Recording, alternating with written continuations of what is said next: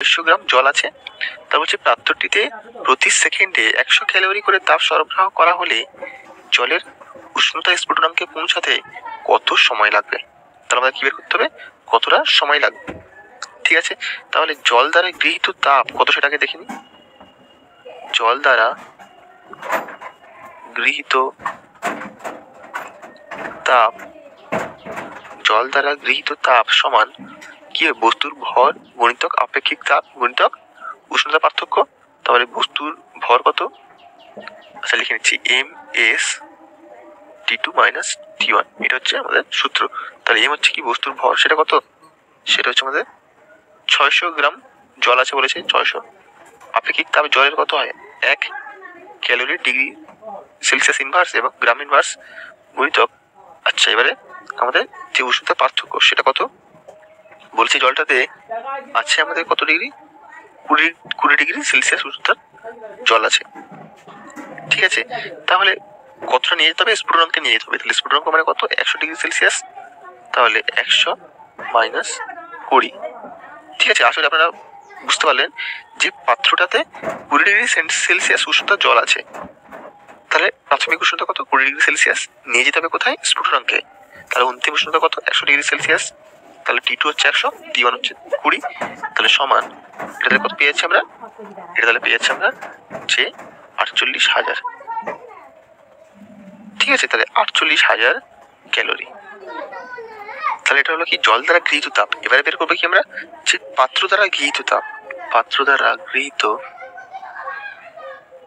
তাপ সমান, তাহলে পাত্রের ভর গুণিতক পাত্রের আপেক্ষিক তাপ গুণিতক কি পাত্রের যে উষ্ণতা পার্থক্য সেইটা। ঠিক আছে, তাহলে পাত্রের ভর এবং আপেক্ষিক তাপ এই দুটো তো দেয়া নেই, কিন্তু দেয়া আছে কি যে পাত্রের জল সম কত 60 গ্রাম। ঠিক আছে, তাহলে জল সম জিনিসটা কি, যে কোনো বস্তুর কোনো পরিমাণ তাপমাত্রা বৃদ্ধির জন্য যে তাপ লাগে সেই পরিমাণ তাপ যে ভরের জলের তাপমাত্রা একই পরিমাণ বৃদ্ধি করতে পারে সেই ভরের জলকে জল সম বলা হয়। তাহলে এখানে বুঝতে পারছি কি যে জল সম বলছে 60 গ্রাম, তাই গ্রাম থেকে আপনারা বুঝতে পারছেন যে এটা একটা ভর, মানে জলের ভর। ঠিক আছে, তাহলে আমাদের যদি লিখি আমরা, আমাদের সূত্র কি ছিল যে এম, এক্ষেত্রে পাত্র। ঠিক আছে, তাহলে এম ড্যাশ ধরছি, S dash T double dash minus T dash. ঠিক আছে, পাত্রের ক্ষেত্রে তাহলে আমাদের তো এম ড্যাশ এস ড্যাশ জানি না, কিন্তু জানি জল সম।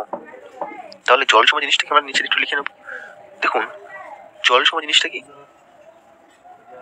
জল সম সমান, আচ্ছা জল সমকে আমরা যদি ডব্লিউ দিয়ে লিখি, তাহলে জল সম ডব্লিউ সমান আমরা কি বলতে পারি, যে আমাদের এম ড্যাশ এস ড্যাশ মানে পাত্রের তাপগ্রাহিতা ভাজিতক জলের আপেক্ষিক তাপ এস। এস হচ্ছে কি, এস হচ্ছে আমাদের জলের আপেক্ষিক তাপ। তাহলে আমি যদি এম ড্যাশ এস ড্যাশ বের করতে চাই তাহলে কি করবো, ডব্লিউ গুণিতক এস করবো। তাহলে ডব্লিউ গুণিতক এস গুণিতক টি double dash minus T dash. ঠিক আছে, তাহলে সমান কত পাচ্ছি দেখুন এখান থেকে, তাহলে এখান থেকে এটা পেয়ে যাচ্ছি আমরা, আচ্ছা এটাকে আমি একটু আলাদা করে রেখে দিই। ঠিক আছে, তাহলে সমান পেয়ে যাচ্ছি আমরা ডব্লিউ মানে কত 60, এস হচ্ছে কি জলের আপেক্ষিক তাপ কত 1, টি ডবল ড্যাশ। তাহলে যখন আমরা সেই জলটাকে তার স্ফুটনাঙ্কে নিয়ে যাবো তখন নিশ্চয়ই আমাদের পাত্র যে আছে, পাত্রের সাথে জলটা লেগে আছে, তাহলে পাত্রের যে তাপ সেটাও 100 হবে। তাহলে গুণিতক 100 বিয়োগ টি ড্যাশ মানে প্রাথমিক তাপ সেটা কত, সেটা ছিল 20।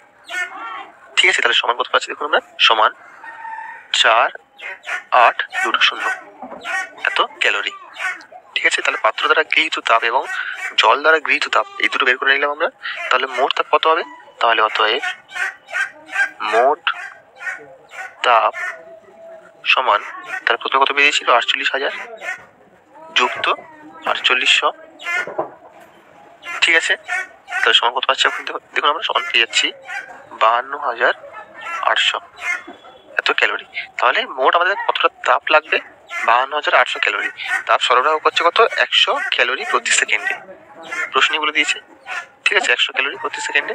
তাহলে মোট সময় কত লাগবে, তাহলে অতএব মোট নির্ণয় সময়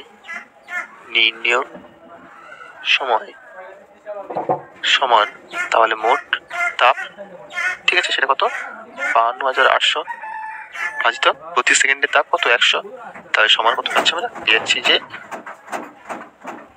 528 এত সেকেন্ড। ঠিক আছে, সমান এটা যদি আমরা মিনিটে নিয়ে আসি সমান 8.8 মিনিট। ঠিক আছে, তাহলে এটি হচ্ছে আমাদের নির্ণয় উত্তর। তাহলে একটা কি 528 সেকেন্ডও বলতে পারেন বা বলতে পারেন যে 8